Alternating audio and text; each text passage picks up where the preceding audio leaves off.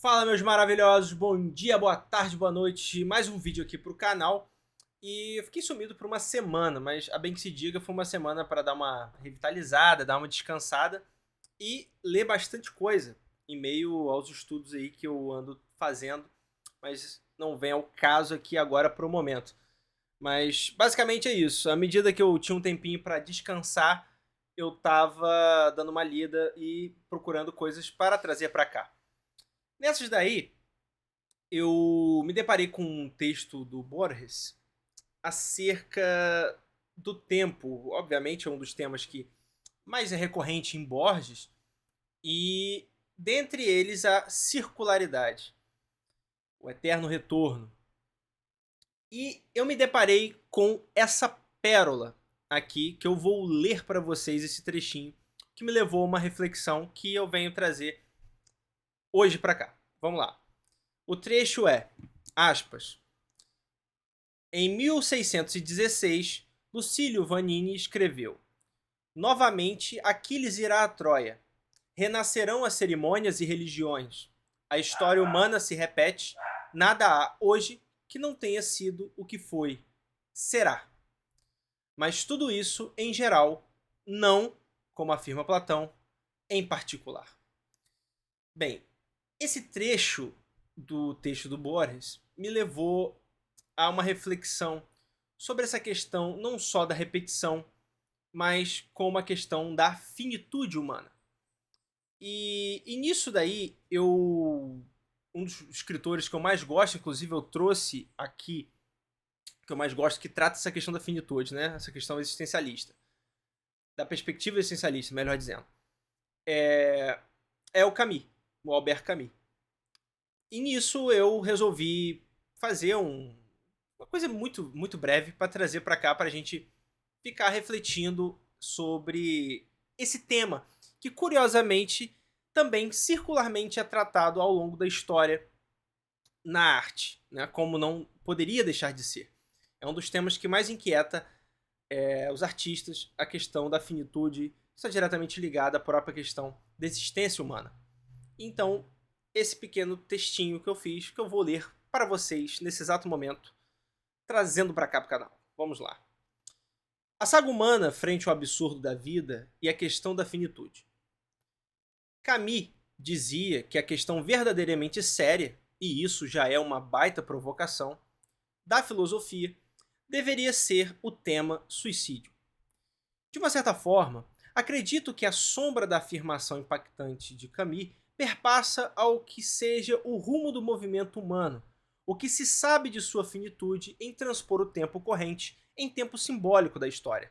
Não propriamente tratarei do tema sério, suicídio, mas tratarei acerca da percepção contida nisso quanto à finitude do ser humano, quanto o homem enquanto juiz da própria vida. Galileu teria negado a sua ciência, temendo a morte iminente que sofreria, mas não escapou à história e sabia disso, ao que Brecht sensivelmente expõe em sua peça sobre o cientista. Negar a sua verdade naquele momento seria poder vivo perpetuá-la, ainda que fosse como uma mentira, o uso da ficção para transpor o problema de lidar com a verdade em seu tempo. Odisseu negou a vida eterna oferecida por Calipso, pois, morrendo, seria lembrado. Quixote lançou-se ao mundo enquanto enlouquecido pelas histórias de cavalaria que lia, mas era o único capaz de ver além do literal em diversos trechos da história.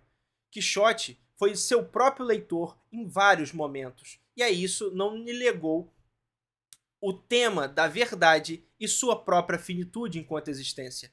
Quixote arriscou a vida para poder vivê-la, e assim foi trazido cativo por seus próprios pares e amigos a uma realidade em que, ao seu local de partida, tudo que lhe era dito e mostrado devia ser visto de maneira literal. Assim, pois, não resistiu, sucumbiu e faleceu.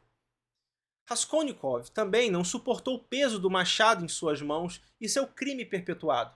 Ser provedor da vida ou da morte lhe era demais para a vida em si.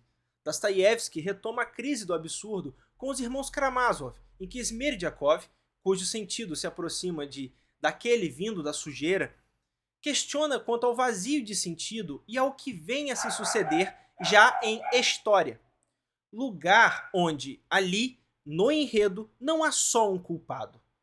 Perdeu-se frente ao vazio do sentido de tamanho poder dos homens toda a noção do que fosse vida e finitude. O que estaria no lugar de Deus naquele momento? Qual o papel do homem na formação da história? O oculto vazio do intitulado Destino nas mãos dos homens tornar-se história também é tratado em trechos onde, por exemplo, Racionais MCs, vejam só, diz em sua letra que morrer como homem é prêmio da guerra. Em uma das passagens existencialistas que conheço e me fez refletir muito, ainda diz: programado para morrer, nós certo, é crer no que der. Aquiles, na guerra de Ílion, ou seja, a guerra de Troia, nas mãos de Homero, que também não se sabe acerca de sua real existência, transformou a sabida finitude humana numa escolha em que uma morte sabida, um juízo sobre a vida, para marcar seu nome na história. Ou seja, Aquiles sabia que, indo para a guerra, de lá não voltaria. Mesmo assim, optou por ir e consolidar o seu nome na história.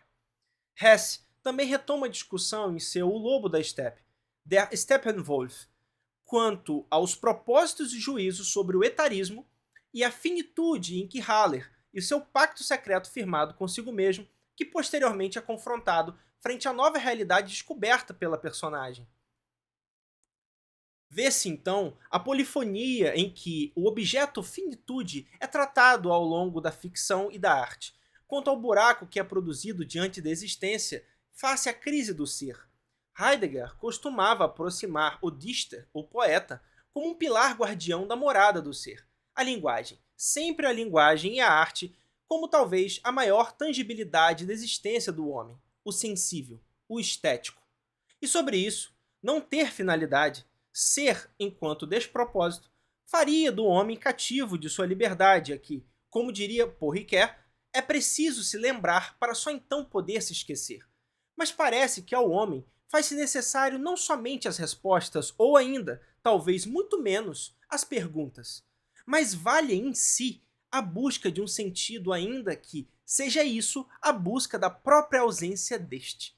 Como um jogo em que realmente Platão, em Timeu, estivesse correto, em que o círculo realmente seja uma perfeição, uma inescapável perfeição. Lugar em que o homem é refém da sua humanidade, preso num labirinto que não sabe a saída, em que rimos do gótico, zombamos do barroco, mas ainda derramamos lágrimas por sofrer das mesmas feridas abertas, com os mesmos temas, porém, agora, com outra estética que será superada, e certamente um dia também rirão de nós. Então, pessoal, esse foi um textinho de minha autoria, né, autoral, sobre essa questão da finitude e esses objetos contidos na arte. Cada uma dessas personagens contém em si uma discussão e um ângulo sobre o tema vida, e o tema história, e o tema construção, de uma espécie de formação. Não são propriamente romances de formação, nada disso. Mas a construção em si dessa questão da finitude. De estar limitado a um tempo e saber lidar com isso e construir os recursos simbólicos, estéticos que se vale para lidar com essa situação. A arte tem muito a nos ensinar e certamente, assim como foi dito no texto, eu acredito que, embora superada, os temas perpetuarão enquanto o homem for ser humano. E é isso. Por hoje é só. Abraze!